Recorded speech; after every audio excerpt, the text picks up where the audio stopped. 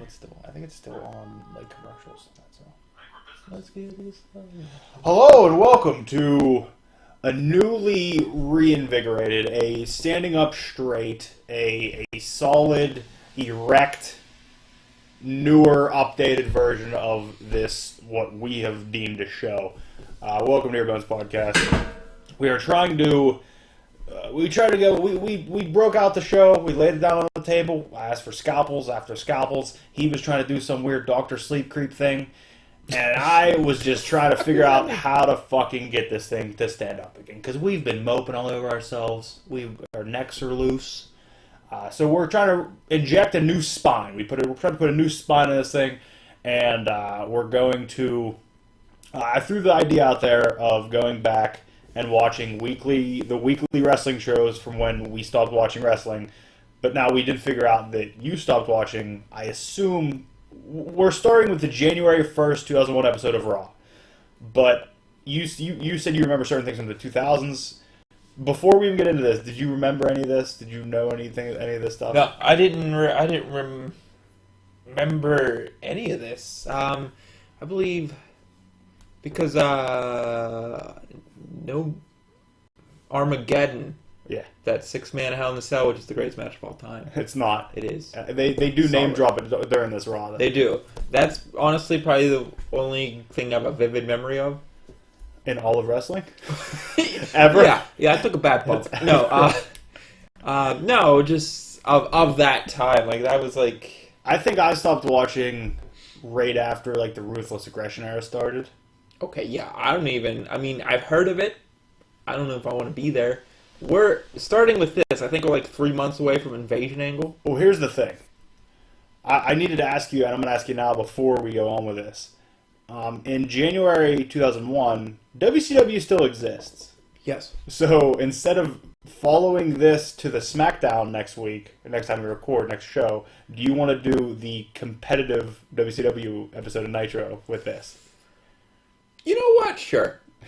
Or will you lose context with these stories by watching WCW? If I'm watching them close enough together, I think we'll be okay. Okay, so then look forward to next episode will be the January 1st, 2001 episode of Nitro.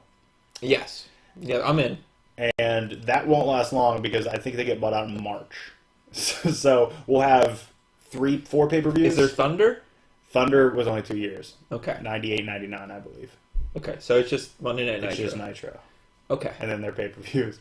And we're still trying to figure out what we're going to do with the pay-per-views. We're thinking about doing watch-alongs. We should do watch-alongs. I mean, I'm down for it. But I guess they weren't 4 hours at the time, but that's still 2 hours. We'd have to sit down and... We'd have to do it on a Friday night. Yeah, okay. I thought you were continuing, and you looked at me like I was shutting it down. We'll have it on a Friday night. Just set something up here. We can figure it out. I don't know how to... I don't know. We'll work on it. I don't think we're allowed to show it. We don't show it. But we can just say hit play. Yeah. So we're still going to try to we're still going to talk about some comics here and there because that was our backbone, even though that thing snapped in half and we kind of tumbled over it. We still read comics. We'll still do some stuff. And I imagine if we have somebody else on here, this will get put off to the side probably because if they didn't watch it, us talking about it for an hour in front of them. I mean, that's kind of anything we talk about. But if it's Grapes, I mean, he'll know. I know The Rock. And if it's Brian, he won't interject. Or just said, American Badass Undertaker is the best Undertaker of all time. I feel like Brian is very against that for some reason. What? Reminds me of his dad too much. ABA Undertaker. Yeah. ABAU. ABAU, yeah. Best Undertaker. And remember that. I don't know if he's the best, but I will say without American Badass Undertaker, I don't think Undertaker lasts as long as he is currently. Because the character was getting stale when he turned. Motherfucker couldn't walk in 2001, let alone still wrestling in 2018. I was like, man, he don't look good. And I was like, oh, wait, hold on. It can get worse. So, the thing is to prevent him from walking more, they said, ride your bike. We'll get to that. We'll get there. Holy God, yes. Do you want to jump right into the show, or do you want to talk about some... I know you read a couple comics this week. Do you want to talk about those first, or do you want to try Let's jump into the show, since we had the big build-up. Might as well give some payoff, because no one's watching to the end. No. January 1st, 2001, Raw 397, if you want to watch it for yourself. It opens up with Austin arriving, and this is hunting Austin, is the only way I can describe him, where Yes. he shows up in all camouflage. Yes. And this is an issue I've always had with wrestling around this time is two things. First of all, Austin comes into the building, and Earl Hebner, in his full referee gear, shows up and says, Steph wants to see you. Now, why does Steph have, why are the referees in charge of being the runners for Stephanie McMahon? I don't know. Like, she's sitting in her office like, bring Earl in here. When Austin gets here, he better tell him I need to talk to him. And Earl Hebner is the senior referee. You know, I never even thought about that. He's the senior referee. I never thought about There's that. nobody else there above him in the ref position. Is that how it goes? Like, it goes referees, runner, stooge, Zack Ryder? I think that's... Is this, I think that's the hierarchy, yeah. Zack Ryder did win the IC belt, though. Didn't Earl Hebner have a belt? No, but he did have a ref versus ref match against the greatest heel referee of all time, Nick Patrick. Really? Is it any good? I've never seen it. Oh, it's not good. Oh. It's not good. Nick Patrick's a big dude, too. That's why they said that's probably why he never worked for WWF. He came in during the Invasion angle, so we will probably watch that episode. Ooh, I get to see. Interesting. Because he was taller than, he's like 6'2", so he was taller than a bit of wrestlers, which is not good for a referee. They're supposed to make the guys look big. Yeah, so that doesn't work immediately. No. But his patented move is he'd go for a 3 count. It looked like he's counting it. He was the NWO's referee. He'd count 1, he'd count 2, and right before the arm come down, he would throw his hand on his neck like it hurt. It was the fucking greatest move of all time, and it was perfect heel work because it fucked me off so bad every time. And they actually wore a neck brace for 2 years, just milking it like Bailey should. Wow. Oh God. So Earl Hebner, as the runner for Steph, says Stone Cold has to go see Steph. Then we just get right into a match. Yeah. With right into a match. It's not the curtain jerking match in this is American Badass Undertaker with Rollin as his music. Yes. Oh. Versus versus Rikishi, and I'm going to be 100% honest with you. I did not remember his music at all. I still don't. I even listened to it. I don't know if I remember it. And isn't it just weird bumps? Kind of. Yeah. Kind of. They even mention that Undertaker has said to Rikishi, "I made you famous by throwing you off the cage." That's a pretty good fucking line. Rikishi doesn't come to the ring, and Taker gets out and tries to murder him with his. It's not even that. motorcycle. Rikishi's sitting there. Taker gets on his bike. Rikishi starts running. It takes Taker 15 minutes to get his kickstand up. Goes up the ramp. Takes him another 15 minutes to get back off the bike. Turn it off. Here's the thing, though. He rode that bike through this way. Why couldn't he continue to chase him with the bike? He said, "No, I just don't feel like walking back up there." He would have slow turning around. That's not I'm badass. gonna ride the bike. And then Taker was with his weird flying DDT. Yeah. Which he still does, but I don't know. I've never seen it finish a match. It was a very strange ending. I'm okay, though, with the protecting of the finish. That way, But then again, you're also making Rikishi look weak by not taking a finish to lose. It's an okay match. It was okay. I mean, you're going to say that about a lot of matches that we see, because there's a lot more striking. If you've noticed, Taker's a big striker, and I don't mean AJ Styles striking, because that's a different kind of striking. Yeah. But it seems, I don't know, I don't want to say more real, but it's more of a fight than an art form. A lot of the matches we see are more they're set out to be more fights. And I enjoyed it. I mean, I have a question off this match though, because I thought about it a few times, and we need to follow along from here to see it. Has Undertaker ever taken a stink face, or was he too respected that you don't do that? Is that's a comedy spot that he's not going to be a part of? I don't know. Does he Hogan it up in the locker room? Does he sit back and go stink face? It's not going to work for me, brother. Was he not going to work for me, brother? No, anytime the stink face is brought up. We need to keep that in mind. We need to follow through and see. Next, we see Stephanie McMahon, who, by the way, you texted me when you were watching. You said Steph's looking good, and she's 25 in here. Really? Yeah, I had to look it up how old she was. She was 25. And it wasn't even her body I was talking about. Her face just looked good for her To age. be in that position, though, when she's 25, being essentially the big heel of the show, that's crazy. She did great. And this was before acting was even that good. But I think she started the business. She was well, not in the business, but on TV when she was 19. So she was 6 years already at this point. Getting crucified.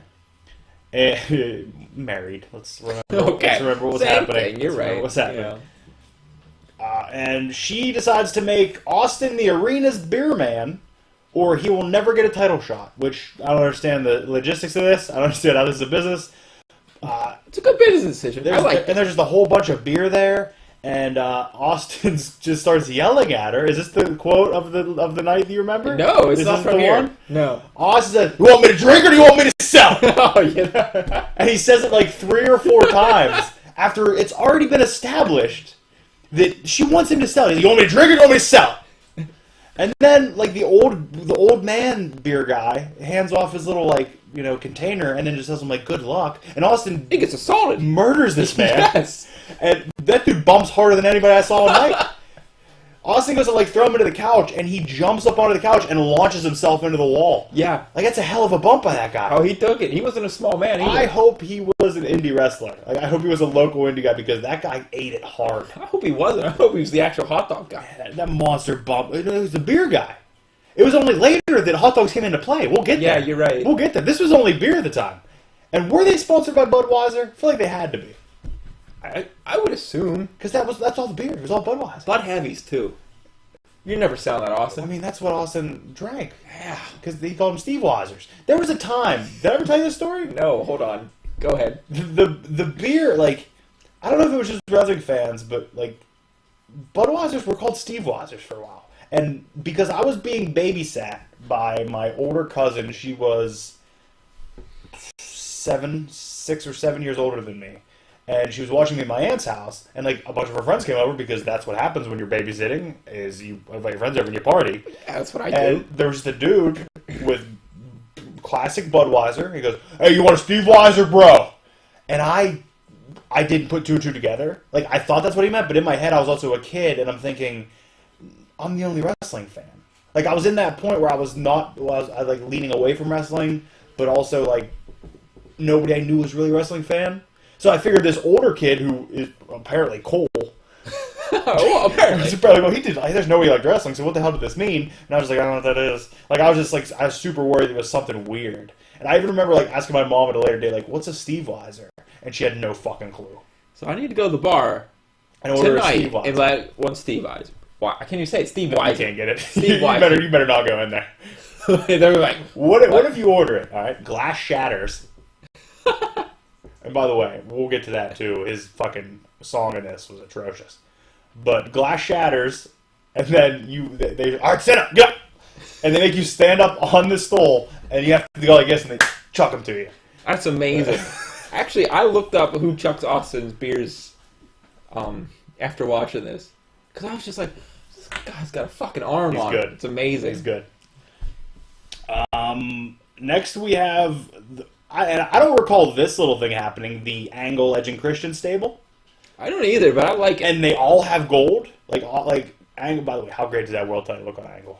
Holy shit, Beautiful. It look good. It's beautiful. Angle has the world title, Legend Christian have the tag titles. I don't know, they're met in an airport or at the building, I don't know, something. See, I missed that. Why don't they have that anymore? What? Like cutting Hill promos in an airport, saying Texas smells and... Well, I don't think... It might not have been the airport, but, Yeah. They do a bit in NXT. They move a lot of stuff around with promos in NXT. Really? They always try to do different stuff. It's just man, I don't know.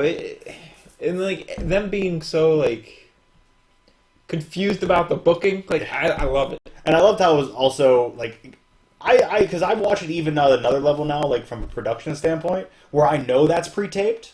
That's pre-taped probably hours and hours before. Yeah. And then when he says, "Oh, well, the Undertaker just won," I'm like, he didn't really when you film this yet. I'm just I think through the booking, and they already booked that. They knew when this was going in. And I don't know if I like watching it that way.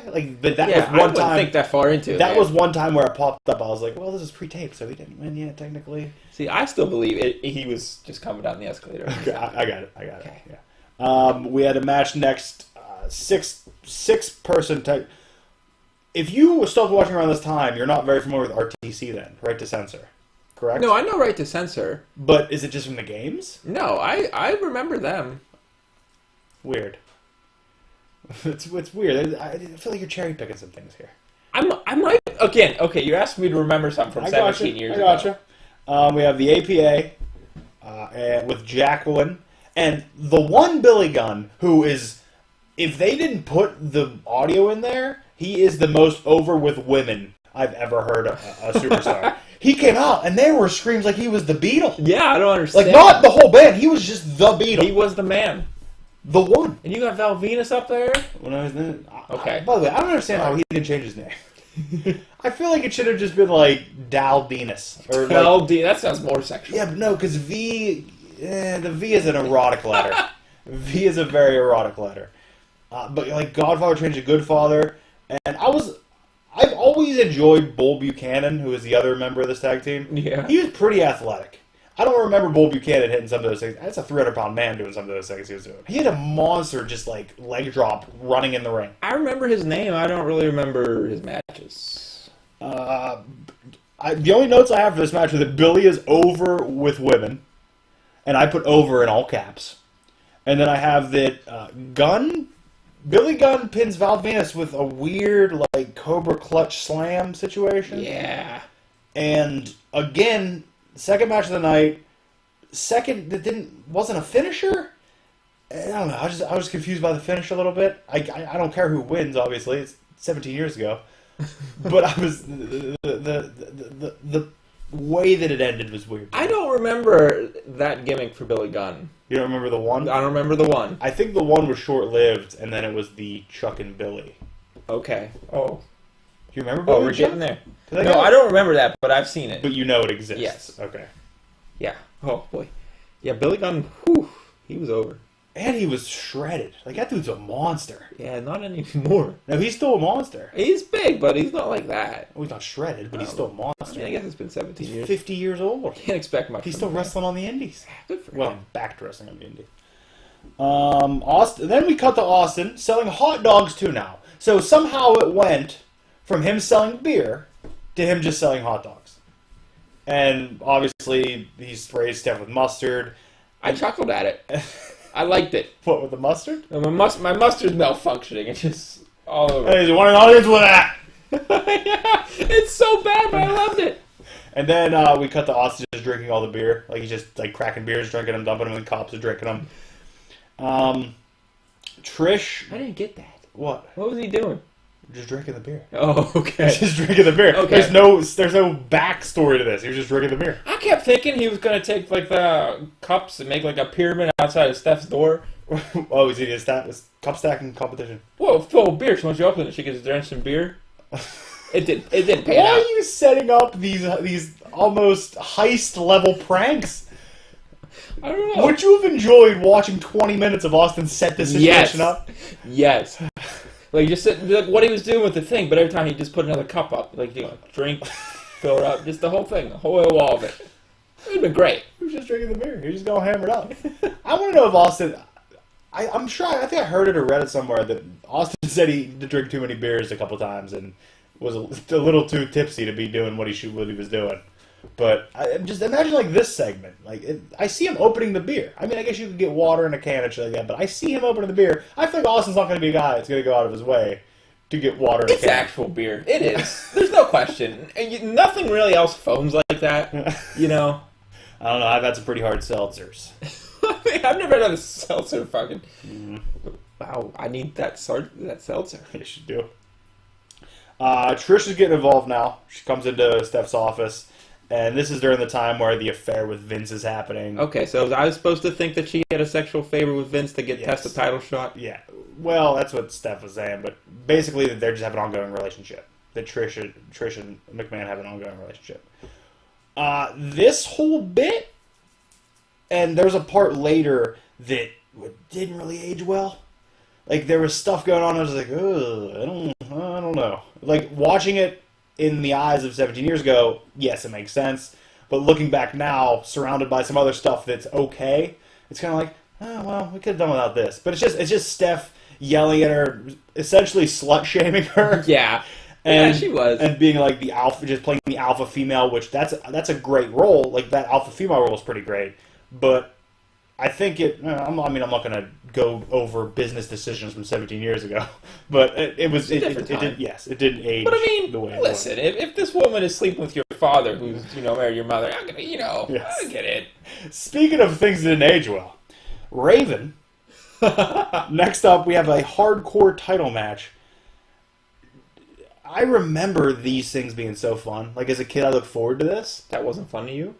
Let's get into it, okay? We're into it. It's Raven, who is the hardcore champ, in a Sandman shirt, if you noticed, and not ECW Sandman, the Neil Gaiman Sandman series. He has a Sandman shirt. He always wore that a lot, I think. Well, the Raven figure I have has a Daredevil shirt on. Really? And actually, on the bottom foot, the copyright is actually Marvel and WWE.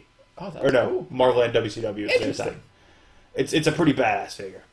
I just need to find a mini red flannel tie around his waist. Okay. Versus the suplex machine himself, Taz. Mm-hmm.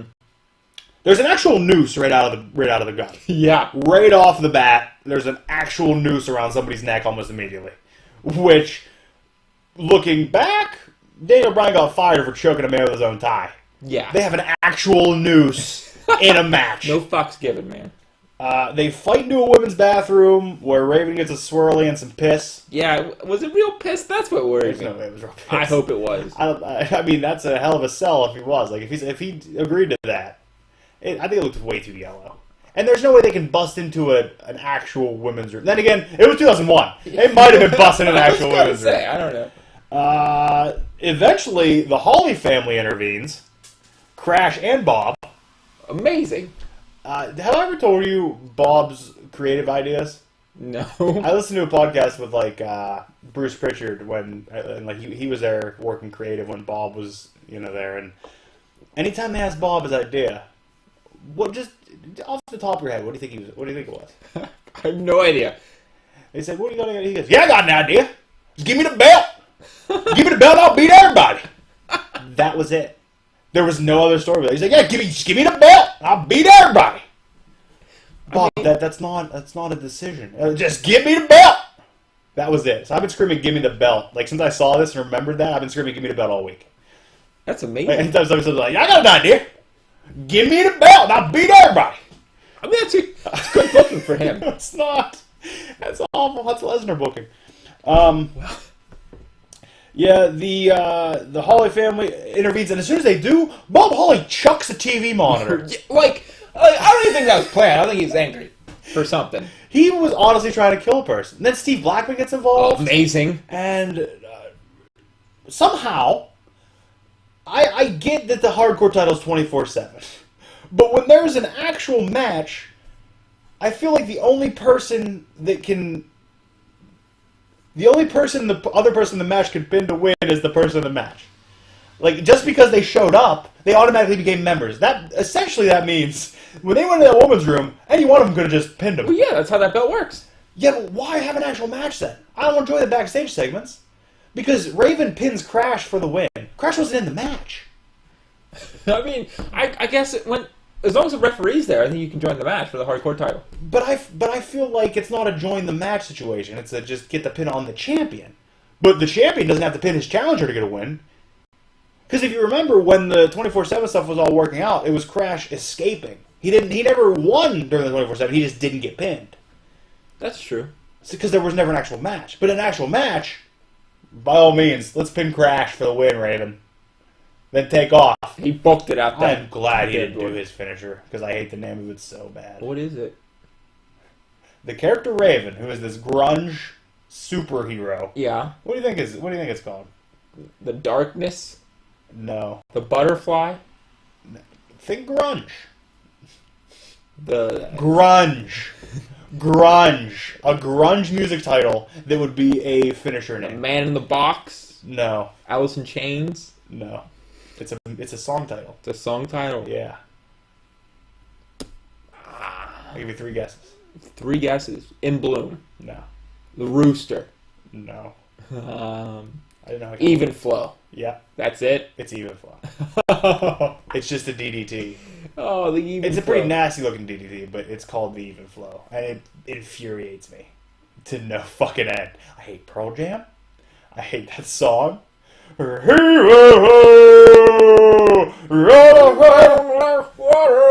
know any other words. It sounds like he has a mouthful of water. No one knows. He doesn't even know the words. It's just a mouthful of water. Like, do you ever try to talk? Like, take a big swig and then try to talk with your mouth open. It's not gonna work. That's Pearl Jam. Okay, next up, Austin comes out, and glass shatters, music starts, and his song turns atrocious. I don't know if I listened to it that well. I listened to it. I actually have written down here, did Disturbed do Austin's theme? And then after the show, I wrote, update, yes. It's a Disturbed, it's Glass Shatters by Disturbed. I'm going to play it for you, because it's great right out of the box, and then Disturbed starts to play. And it took a lot of it down for me. Like, his entrance wasn't as hype as it was when it was just the. I mean, after I hear the glass shatter, I kind of shut my brain off, and I'm like, Yeah, okay, well, ready. You're not going to after this. You're going to hear it. Oh, don't ruin this. You're gonna ruin it for me.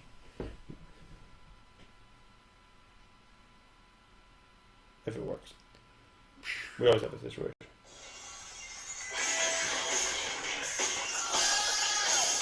See, that's normal-ish. Kinda. Just wait.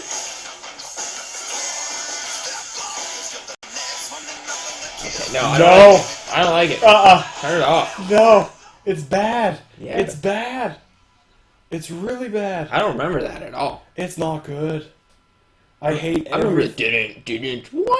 Yeah, I hate everything about the Disturbed version of it. Yeah, ugh. Austin sold all the beer to the APA. They Yeah, won their loved match. it. They bought all the beer. Found some thirsty bastards back there. How did they go about? There's a bit where Stone Cold puts the vendor thing on Steph because he's done, and then eventually when he helps her put it down, he rips it off and her shirt comes off and she runs to the back. What made this bit happen? Is it glue? Oh, he said it was sticky. No, but I mean, obviously, I assume it was super glue. because she didn't hold it there for a while. She held it awkwardly too. Yeah, well, because she probably had to press it, Yeah. so she was pressing it into it. The fact that worked It was great. amazing. I mean, it's definitely a tearaway, sure. And then there was the best line of the night. which was More foam in your bra than in my beer. Loved it. Loved it. I didn't Gold. even catch it. Fucking gold. A lot of the dialogue here between Austin and Steph, though, did not age well. Him, and I get that was kind of his character at the time, but him, just calling her a woman and saying she belongs in certain places and all that shit, Yeah, it did not age well. Even though I get she's supposed to be the superhero, that's what's supposed to happen. She's supposed to be treated like that, and maybe if you're coming in with some emotion negative towards her anyway, you're like, yeah. But it didn't age well to me. Next, we have the 6-man tag team tables match with Y2J, who comes out and with a microphone and talks about Steph just randomly before the match. Oh god, I don't know what he said. Something about welcome to Steph is naked. Yes. Loved it. I don't know. I loved it. He teams with the Dudleys against Angle, Edge, and Christian. During the entrance, and this is kind of telling of their characters, Edge and Christian, first of all, just come out with Angle's music, which is interesting. They'll have their own, like the Dudleys did. And Angle and Edge both have microphones, and Christian does not. So that's just kind of indicative of their characters and how far they will succeed. Eventually, Angle uses his and hands it to Christian, but is there a 2-channel microphone system? They can't use more than 2 microphones at a time? Probably not. It's obviously the Dudleys win this match. It's obvious going into it. It's their gimmick. Putting people through tables is their gimmick. They're not going to lose their gimmick match. I mean, they've lost table matches. No, one. One was first TLC. That doesn't count. That's a TLC match. Okay. You had ladders, the Hardys win. You had chairs, Edge and Christian wins. We'll get there. That's how it works. I enjoyed it. By the way, speaking of which, I hope there's a Raw in here somewhere or slightly prior that I was at. Yeah? So, whenever we're in Pitt, do you remember where this one was? I don't remember. I wanted to write it down. It was in Texas somewhere. Yes. Because whose hometown was it? Austin's. Yes. Houston. I think it was in Houston. But when we get to Pittsburgh, there was one that I was at. So I'm hoping it's after this. I hope we see you in the crowd. I had signs. Do you remember what the signs were? I don't remember what mine was, but there was an awful human being with me.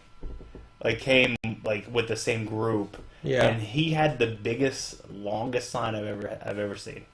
I got told you about this before. I mean, you did. It said, "Stone Cold is back in is what is bad and back in action and smells the rock cooking in the oven."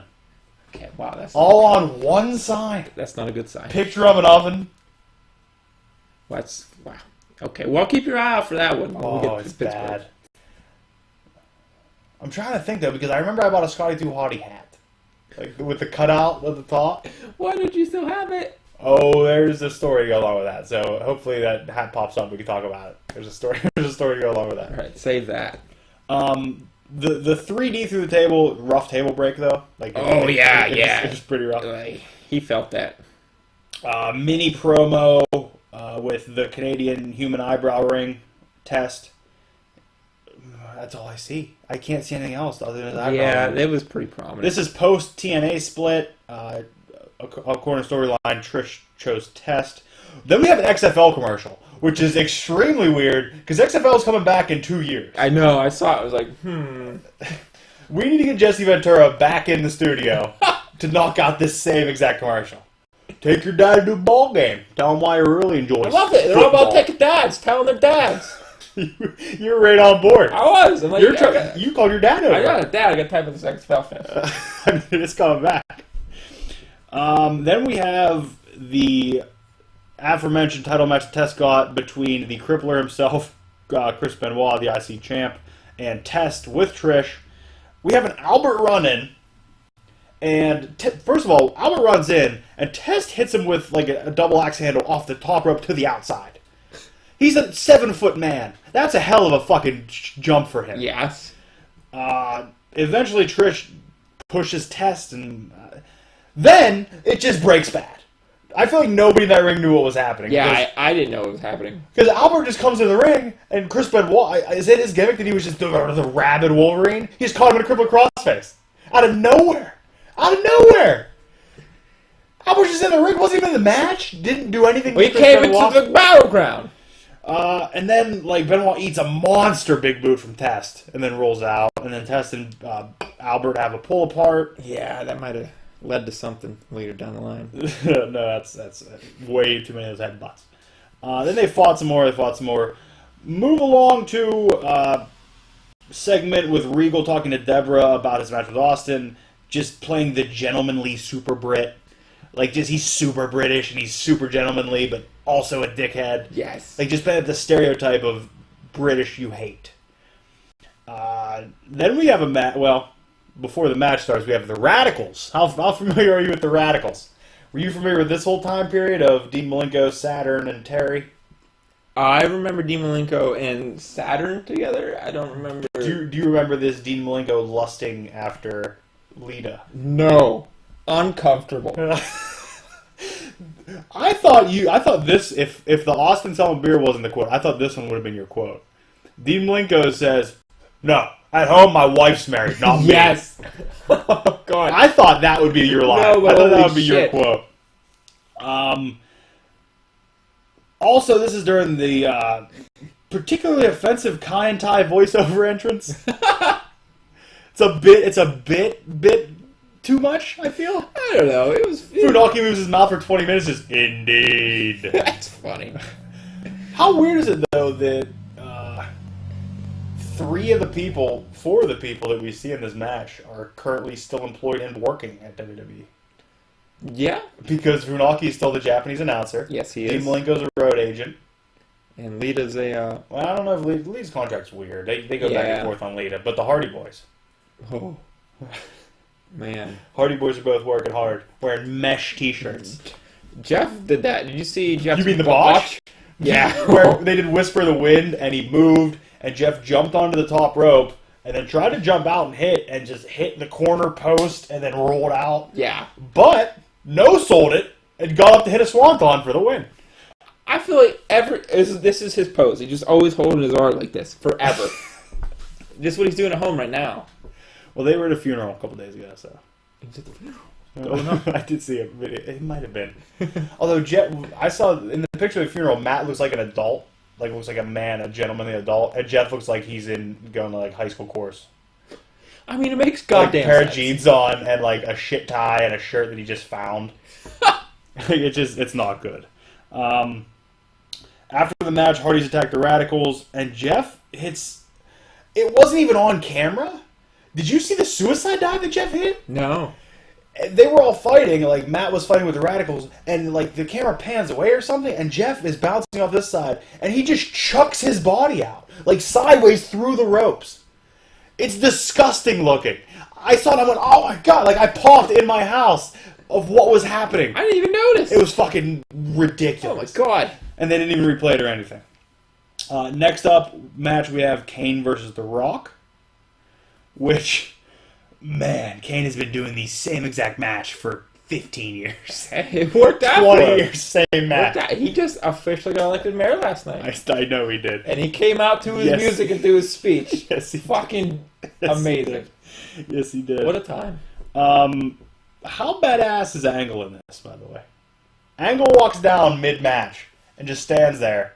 But let's picture if we see Angle like this at the gas station. Okay? Here's this man, shirtless, gold medal around his neck, monster world title.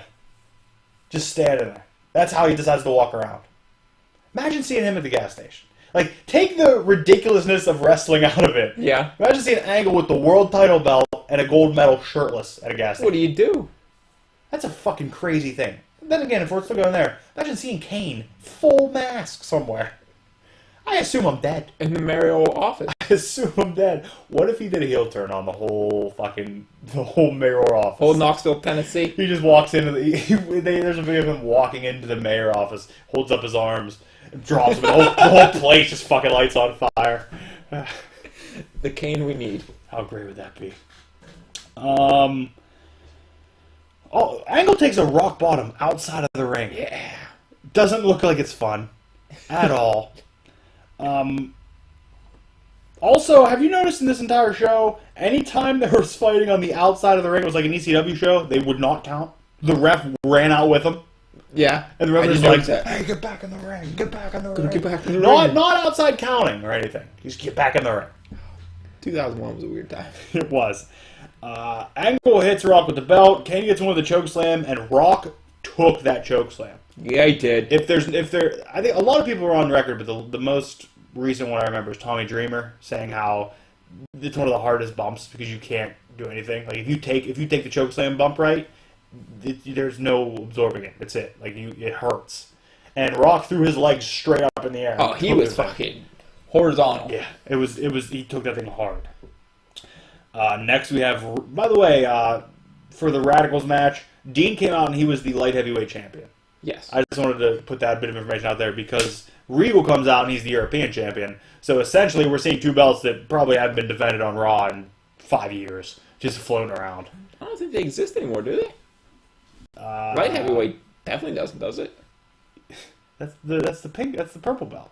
It's the cruiserweight now. Yeah, but it's essentially the same belt. It's 2 at 5. Oh. Well, then that definitely probably hasn't been on Raw in 5 years. And the European title it doesn't exist. What does Pete Dunne have? Pete Dunne. Pete Dunne. That's what I meant. No, it is Pete Dunne. Is it? Oh, what did I ask? No, it's Pete Dunne. Is it? Oh, now you got me questioning. I don't know. I just fucking wore the shirt yesterday. Embarrassing. He has the UK title, UK Championship, Okay. and Adam Cole has the North American Championship. Adam Cole, baby. That's right. NXT's gonna be in Pittsburgh. I'm trying to remember because I remember a European champion, but I can't remember who it was. I'm gonna say it was in 2011, 2012. I was lightly getting back into wrestling at that time, like sporadically. We have Regal, the European champion, versus Austin with a special guest referee. And this whole thing is the American Badass Taker versus Rikishi match. The winner of that goes on to SmackDown to face the winner of Kane versus Rock to see who the number one contender is. Austin talked his way into getting a match to try to become the number one, to try to get into that number one contender match. Yes. So it was Regal versus Austin. Special guest referee turns out to be Steph. So essentially, Austin has to win the match to move on to the triple threat at SmackDown. Triple threat. any ref heel tactics, I even wrote it down. Any ref heel tactics he does, they pale in comparison to Nick Patrick. He's just the best. I will go on record to say Nick Patrick might be the best heel. He's probably my top 10 heels of all time. Really? Yeah, it's that good. Interesting. I'd love to see this, man. It's that good. He was, oh my god. And maybe if I watch it now, it wouldn't affect me as much. But as a fucking kid, man, I hated Nick Patrick. And I like the NWO. In my head, I'm like, no, NWO can beat him without Nick Patrick. Quit being a douchebag.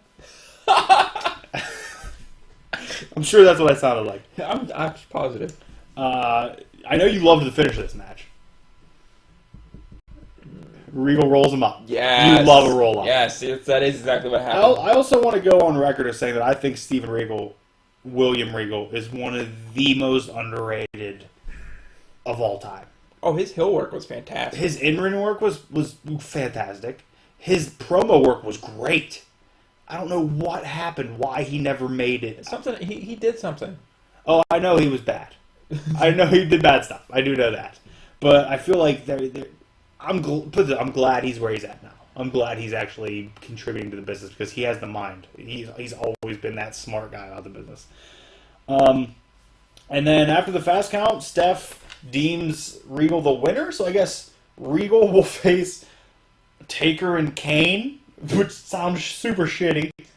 Yeah. He'll face Taker and Kane at SmackDown, which we will watch in 2 weeks. 2 episodes. Yeah, 2 episodes. Well, I don't know about weeks. There's an old saying in like WCW and AWA, not WCW. It was more the WWF when Hogan was there, and the phrase is "Hogan must pose." Vince always believed that no matter how a match ended, no matter what happened, Hogan must pose. And I feel like that was kind of what they were doing with Austin here. It's not a Hogan must pose situation. It's an Austin must stun. Austin needs to hit a stunner and flip the birds to somebody before the show goes off the air. He did. He needs to. He did. And he did.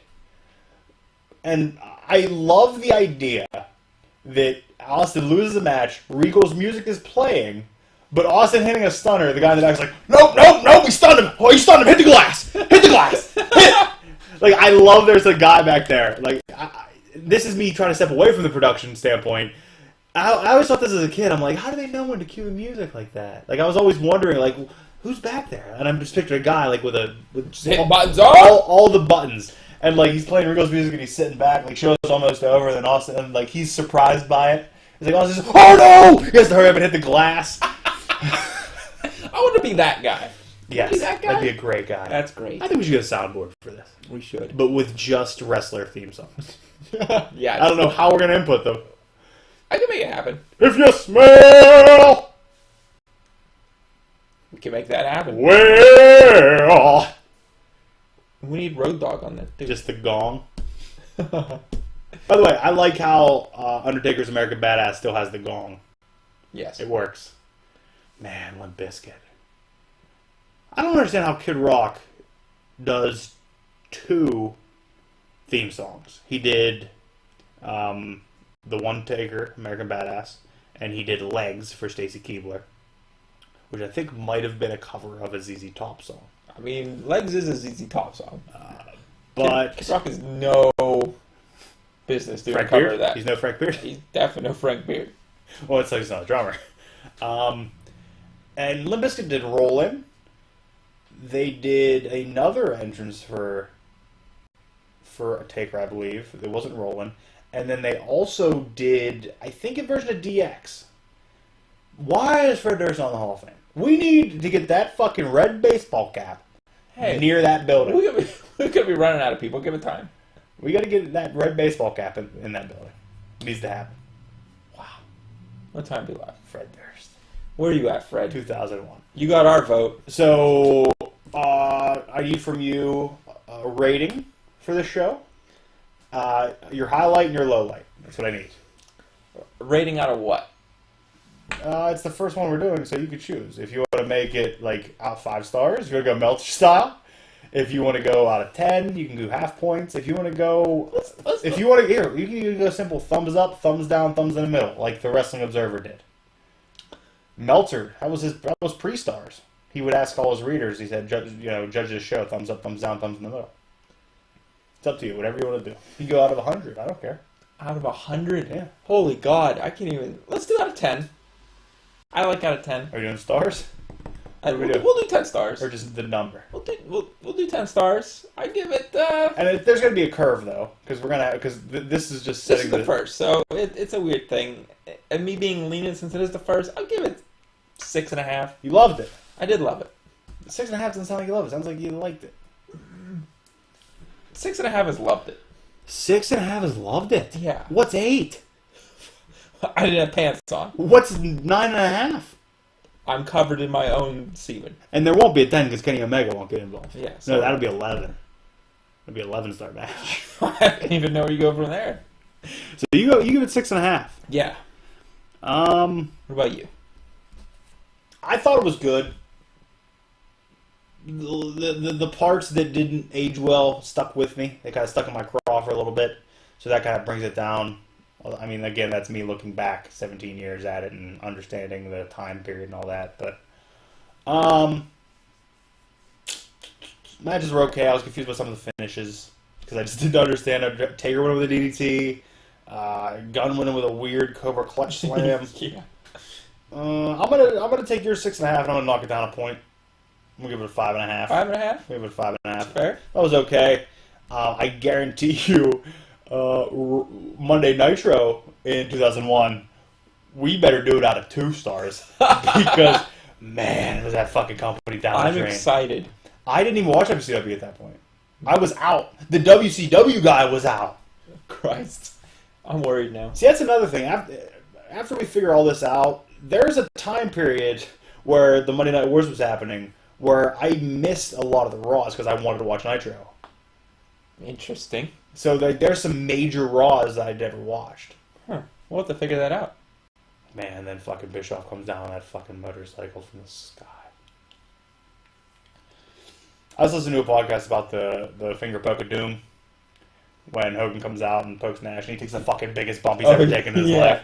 Some guy who listens to the same show that I was listening to, like, you can ask questions, and he said, yeah, I have a question. What would you say to me that I was there that night? I was witnessing it. I was at the arena. I didn't miss a Raw in 5 years, or I didn't miss a Nitro in 5 years. I left the building that day, drove 4.5 hours home, and never watched wrestling again for 22 years. Oh my God. I don't think it was 22 years. It was whatever the distance between then and now was. He said, what would you say to me? And Eric Bischoff said, I'm sorry. But then he went on to say, I would do it again. That's Bischoff. That dude takes himself so seriously. Okay, what's your highlight? Like match-wise or just in general? Just the thing that you enjoyed the most. Any moment, match, move, segment, take advantage of anything. Sign. It's a cross-up between Stone Cold selling all the beer to APA or that more foam in your bra than I have in my beard quote. I loved it. I chuckled out loud. So, foam and bra, APA beer. My highlight might have been, other than me popping for that suicide dive that Jeff did, the other thing that made me pop was the nasty big boot that Test hit Benoit with. That was pretty nasty. I'm pretty sure Benoit wasn't expecting a big boot because it was disgusting. I don't know. I think I'd have to say that suicide dive by Hardy though. Man, was it disgusting. And no, Regal. Just Regal. He was fantastic in his promos on this thing. Regal was my highlight of this. What's your low light? What was the worst part of that? The worst was probably, I want to say that Benoit Test match. Yeah, the match wasn't the best.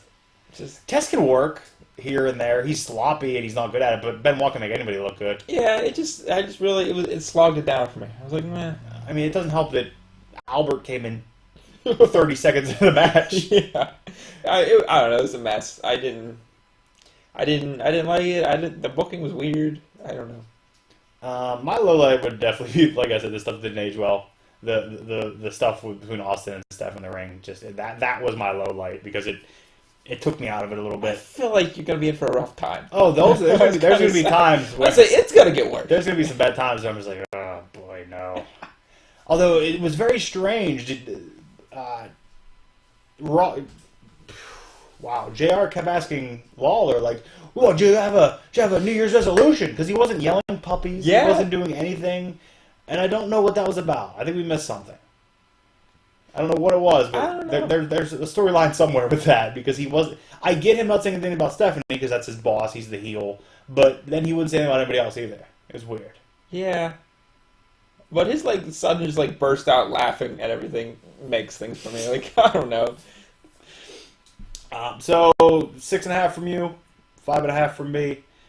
Foam in the Bra and the APA beers, your highlights. Regal's my highlights. Your low light was the Test and Benoit match. Mine was the stuff that did not age well. It aged like milk. So, that's the first one in the books. First one? Hopefully we can get through that a little better. Maybe I can not yell the whole time. It's fine. No, it's good. I liked it. What time did that take? 50 minutes. 50? Yeah. Okay, we can run through a few books then at the end Yeah. here. What did you read? I read Thor and Power Rangers. Which Power Rangers? Mighty Morphin? Because Go-Go came out this week. It was Mighty 2 weeks ago. 2 weeks ago. Then it might have been. Were they teenagers or were they adults? It wasn't Go-Go. It was Mighty. Okay. I didn't read it. Really? I didn't pick it up. Brian read this, I didn't pick it up. and he has no idea what the hell's going on, and he enjoyed it It's too much. I put that, and I think that thing's getting dropped. I think I'm dropping It's that. almost over. Just hold out. No, because if there was one I was going to keep, it'd be Go-Go. Well, keep at least one. But Go-Go issue 12 was in my bin. I didn't pick it up this week. I put it back in my bin, and it's the Billy variant. And it's number 12, and trades are usually in issues of 6. Yeah. So we'll see what happens next week it comes out. Killing me, guy. I also dropped, there's a new Super Sons starting that I didn't get on because it's a maxi series, and I'll pick that up and trade if I want to. I'm done picking up minis and shit, and I'll buy them and trade. There's new Shatterstar series coming out, I'll get in trade. There's something else coming out. I dropped Rocko's Modern Life, which bums me out. Why? Just trying to trim the fat, man. Just trying to trim the fat. Still in Rugrats. Still no regrets. It's so good. It's so good. Just see it's coming back. They're rebooting it. Yeah, everyone's The show. upset. Everybody's fucking mad. Fuck off. I know. Why? Who cares? I Just saw about the old. somebody mad that they were told that there's no reason to be mad. This person said, it's the mind police. I don't care if it's not for me. I'm allowed to be mad at it. What? So you know it's not for you. But you're mad that about somebody's telling you. That doesn't make sense. And it was on somebody's Twitter, and it was like 3 tweets after I'm done with this petty bullshit, stuff's more important. Well, what the fuck is I happening? hate that. People are always like, I'm done with this. It's dumb. You shouldn't like this. Like, No, I meant Twitter is what he was done with. Oh. Like social media. Like social media is dumb, it's bullshit, it's just, I don't need these kind of struggles and shit in my life. And then right to, I'm sick of the mental police, man. I could find the tweet right now and read it to you, but it's not worth it. It's fine. I don't understand. If you're stressing over social media, try again. I just don't get it, man. So you didn't read Avengers 5. No. When's the last time we recorded? How many weeks back are we? 2? So, okay. Archie meets Batman 66. Did we go over that? Yeah, I think. Then, no, we're not 2 weeks behind. Only 1 week. Okay. Then you did read Avengers 5. The backstory on the first Celestials and the first host. I have it. I didn't read it. We talked about it, I thought. If we talked about Archie meets Batman 66. Oh, okay, maybe. Which one? I don't know which one I have downstairs. I think. Maybe you didn't read this then. I'm trying to figure some way out to. The last one I remember is the Cap being shown that dead Celestial. And that was the end? Yeah, and then we talked about the one after that. What was the big reveal at the end of Avengers 5? Do you remember that? You would if you read it. God damn it. I want to fucking tell you so bad. What is it? Tell me. I'll have to run down what's happening. Okay. We get the backstory of the first Celestials and the first host. The Horde seems to be the ultimate threat. Like, the Horde, the bugs, are what killed the Celestials. Like, they infected the Celestials, I guess. But Panther and Cap, Marvel fight bugs. Like, they altered some type of science that they can kill the bugs with their bare hands. But the Celestials are coming back to, claim what was theirs. That's a little toss-up, I don't know. But Doc Strange is fighting Loki. Cap is just preaching, which I guess is what he does best. Like, he's not even fighting anybody. He's just preaching. Talks about how you can't be a bad person. Gotta be a bad person. It sounds hammered. I don't know why. And then, of course, do you remember Thor and She-Hulk, Shulky, were going to Odin to get a weapon, and Odin gave him this thing he said it could ruin the world or it could save the world? Yeah. It's like a fruit. Oh? And they both eat a chunk of it, and they grow, like, it's fucking like Power Ranger style grow. Like, they grow the size of Celestials. So Thor and She-Hulk are the size of Celestials. Oh my god, it's amazing. And then, Tony makes a call, and the God Killer Mark II suit comes flying down out of fucking space, and he's as big as those three. And then, fucking Ghost Rider Ghost rides a celestial corpse. What? He's fucking in it, riding it like it's a fucking Harley, like it's his fucking Charger. Oh my god. He comes ripping in a fucking celestial corpse. So you have Rider in a celestial corpse, Monster Thor, Monster She-Hulk, and God Killer Mark II armor. That's fucking like Power Ranger shit right there. It is, and I love it. It was so good. It was fucking fantastic. It's still worth reading because the way it all comes together is great. I just want to see it for that. But see, that came out at the same time as Thor then. Thor 3. Okay, well maybe. So you read Thor 3? Yes. The wedding issue. Yeah, I had absolutely no idea what the fuck was going on for the first half of it. Yeah, same here. I felt like I missed something, but it was all explained later. Yeah, Like, it was weirdly structured, but it worked. I'm like, I don't even know who half these people are, but now I do. I don't know. Yeah. And then, I liked it. There was basically Balder and Hela were getting married so they could not fight over who's the leader. Yeah, unite the realms? against Cinder. Thor asks Loki to kill him so he can bring the warriors from Valhalla into the realm of the dead, which is fucking crazy. It's a crazy concept. And then your writer credit comes in. yeah, I still fucking on it. And he, by the way, normally when I say something to Jason Aaron on Twitter, even if it's like something about something he likes, I get like even a like from him. He's ignoring me. I'm gonna have to fucking sue Marvel, right? You might. Took your idea. I have fucking proof. You do. He said that's a good idea. Plagiarism. You're not wrong. It really happened. Thanos comes in and says the lady's spoken for. Because they're already married, I guess. I don't know. I love though. He said I need to have a word with the bride. Week after that, I'm still on Mother Panic. That almost got dropped, but still. So you dropped that for Power Rangers. What? You dropped Power Rangers before that. I like this. Now that I know what's happening, like what the universe is, Okay, I mean, it makes a lot more sense, and I like it a lot. Because actually, Red Hood is Batman in this, and he's a villain. oh, okay. Archie, Super Teens vs. Crusaders 2, whatever, it's 2 of 2. Old Man Logan, 44. Oh my god, really? Yeah, and I'm loving it. I like it a lot. It's him versus Bullseye.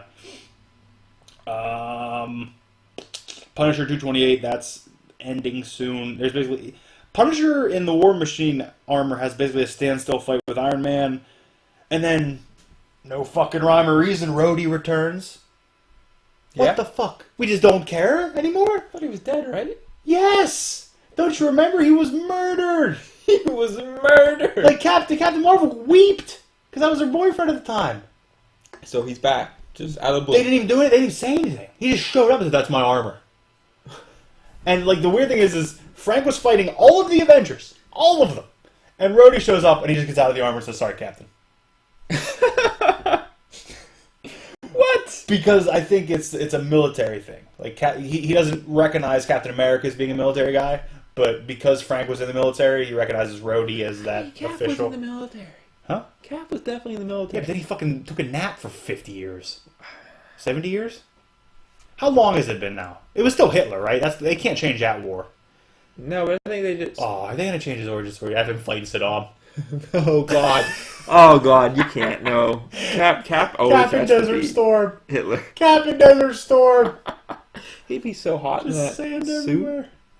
Sand everywhere. Hit Girl 6. I dropped Hit Girl. As well as I dropped Kick-Ass. I dropped both of them. Just cutting the fat, man. Dripping the fat. But why trimming the fat? It's too many books, man. There's on too many books. You don't read any, you get. Yeah, man, but still. The less books I have, the more I enjoy the books I read. Justice League Dark #1. How's that? Because you yelled at me last time a Justice League Dark series came out. Yeah. The team is Wonder Woman, leader. Co-leader with Zatanna. Swamp Thing, Detective Chimp, Okay. and Man-Bat. Weird. It's a weird team. That's a team. They're considered like the Magic Justice League.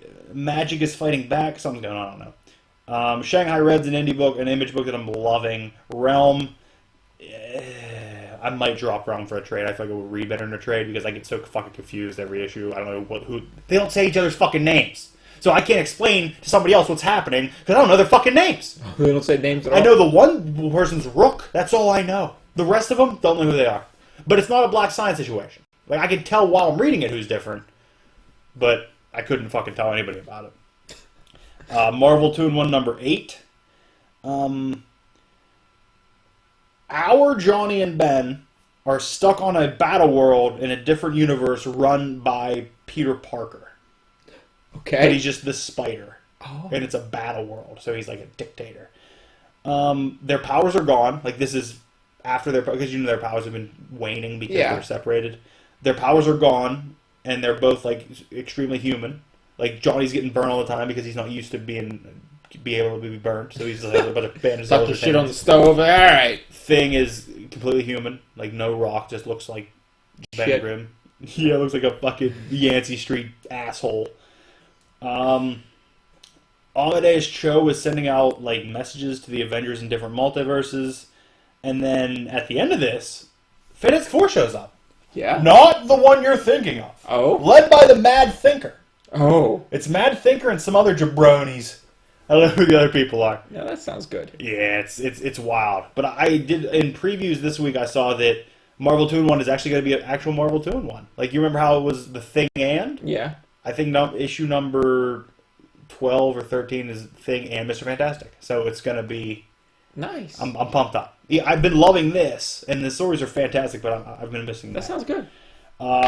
Infinity Wars Prime. Are you involved in Infinity Wars at all? No, but I heard this issue was being bought up everywhere. Well, this is Prime. This is not... One came out this week. Prime is the one I heard everyone was buying up. Well, because Prime's the first appearance of the character Infinity. Is it? Or... I think there's another name. I don't know the person's name. Maybe it's in here somewhere. But I have in my notes, first thing it says is holy shit. Infinity Wars Prime #1, holy shit. There's something inside Warlock's soul gem that scares Doctor Strange. Like, he actually gets scared of it. He goes, no. Loki's teaming up with an Asgardian Tomekeeper to find the lost story of him and the God Quarry. Yeah, the God Quarry's back. Oh, yeah? Yes. Wow. Thanos is preparing to collect the stones. Like, he's talking to the Chitauri about, collecting stones. And then this Infinity character shows up, beheads him, and then wipes out the Chitauri. And then says something like... And then stomps out the gauntlet. Like, just stomps it out. But there is a moment where Thanos says, I recognize the power of that sword. Or something like that. Something along those lines. And then says, the future is black now that the past is dead. I have a few predictions on who this character is. One, because they've been teasing this Gamora. Part of Gamora has been trapped in the Soul Gem. So I feel like this could be her. Do you know who it is? If you know. I don't. Because it was revealed in one. I haven't read one yet. Oh, okay. I heard it's going to be someone that already exists. I wouldn't mind it being somebody new, but these are my predictions. But it has been revealed already, but I haven't seen it. I don't know. The part of Gamora that's trapped in the Soul Gem, it could be her. I kind of just want it to be Thane, because I feel like Thane needs to get something like this to be a major character, and he kind of hasn't been around. He had the Phoenix Force, didn't he? Yeah. I mean... But then he got fucking beat by it. Wow. He was like impaled on something. True. Also, the sword, and it might just be a design flaw to me, but the sword looks like Magic's sword. That would be a badass. Which, that would be fucking weird if Magic just decided she's going to collect the fucking gems. Yeah. I thought there was one more too, but I don't know who the other one was. I thought maybe another daughter. Like there was another daughter. Oh, the other one was. Do you remember the Thanos mini when Death was a little girl? Yeah. I imagine it's an embodiment of Death, and Death was just kind of like made somebody else take care of the Death thing for a while. You take this. Yeah, I'm gonna do like something. handle this, and then she ventures off to be her own character, and it was that version of it. I thought that as well. That'd be cool. But it is revealed in Infinity Wars 1 that I haven't read yet. So I'm interested now. Deadpool Assassin 4. It's okay. We done? I brought these. We got to have fun with it at some point. This is the Princeton Trivia Quiz book. What the fuck is Don't this? look at this stuff. This Princeton Trivia Quiz book is from the year of our Lord, 1977. Wow. You want a random question real quick? Yeah, hit me with some knowledge. Where the fuck are the answers? I seriously don't know where the answers are. Probably in the back of the book.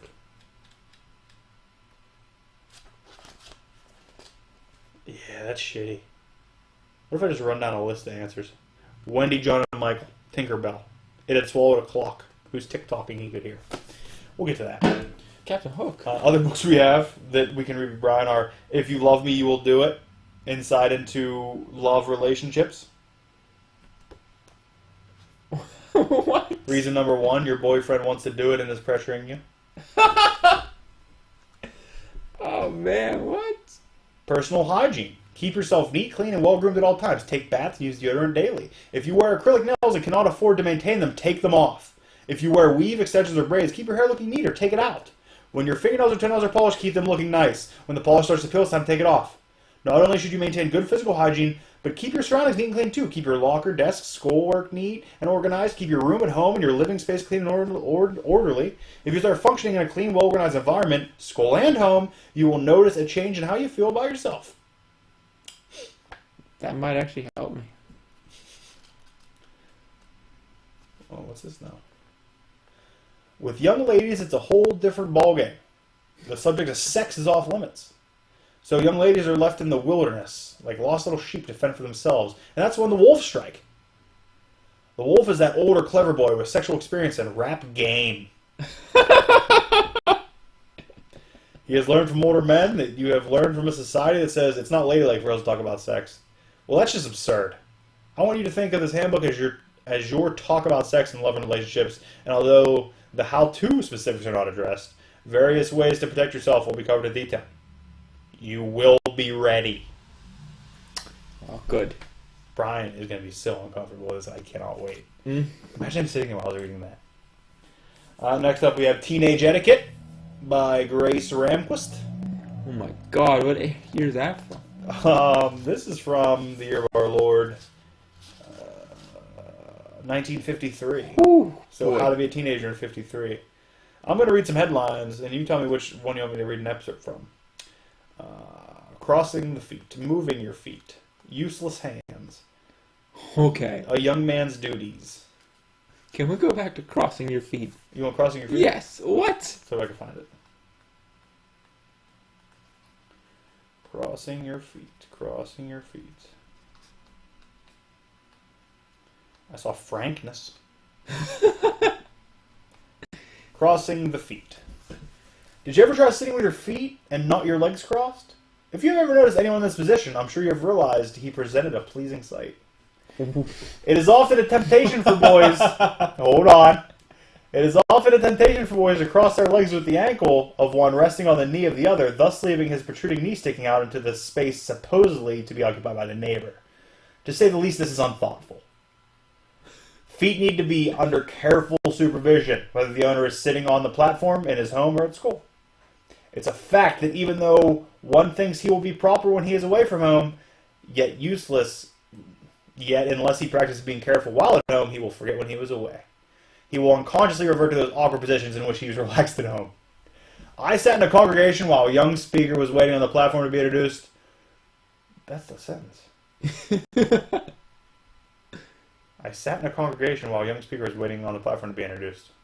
That's a sentence, but it's a pretty shitty one. Yeah. All during the preliminaries, the young man managed to get himself into some of the most peculiar positions I've ever seen anybody get into my life. Exclamation point. I forgot to sing with the congregation, for I became so interested and engrossed in this figure eight positions the young man managed to assume. He crossed his legs, placed one ankle on top of the opposite knee, and there his leg hung out in the space, barely missing the arm of the gentleman seated beside him. This guy's fucking mad. He is. Why? I'm excited. Why are they so mad over it? And then we have Prophecy 2000, which also, I believe, there's some stuff underlined, which I'm excited to get into. Ooh. I believe there's a lot of apocalypse stuff printed in 1990. Wow. They were predicting in 1990 things that were happening in the year 2000. Antichrist is one of them. Imagine that. Let's just find a random underlined line for you real quick. Can we get one for 2020? I'm sure it exists. Here's an underlined line. Satan hates the USA, Canada, and Israel above all nations, and he hates everyone. Even his subjects are objects of the insane wrath. The devil is well called the destroyer. What does the devil specifically hate the USA and Canada? Why? So he hates the USA, Canada, and Israel. Above all other nations. Everything. What did Canada do? They're attached. Oh. That's like if I murdered you with his hand. You're going to hate my hand as much as you hate me. Canada's just the 4,000 IQ. Canada's just the fucking right hand of the god. They're more the southpaw, but lefty. Yeah. Are we done? Good. Yeah, I think after learning that dreadful news about Satan, I think we should probably hang it up. All right, plug what you got to plug. Plug the podcast. New, revitalized, full of life, young, rejuvenated. You do realize plugging it after it's over on the show. I see. There's a flaw. I see a flaw. You're right. Check out